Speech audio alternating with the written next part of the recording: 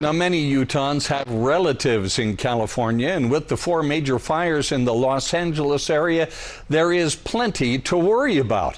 One of our producers here at Fox 13 News has a stepsister who lives in Monrovia. That's near the Eaton fire in Altadena, which is claiming houses there. I spoke with Sarah Lewin this afternoon, who was born and raised here in Utah.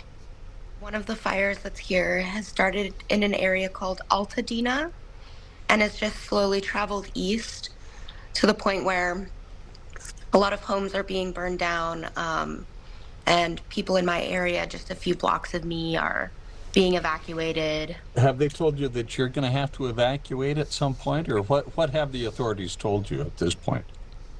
We did get an alert last night at about 1 a.m. saying that there's an evacuation plan.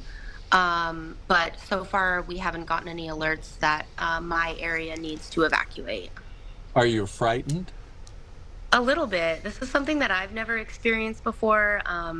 We obviously get a lot of fires here in California, but it's usually areas that I'm not in. They don't generally happen like super close to Los Angeles, so the Pacific Palisades and everything being on fire is crazy. What I've just heard is that over 1,000 homes have burned in the Pacific Palisades already. Now, Sarah says if she is ordered to evacuate, she doesn't know where she's going to go. She says the power and internet are out at her apartment, and her cell phone has very spotty service.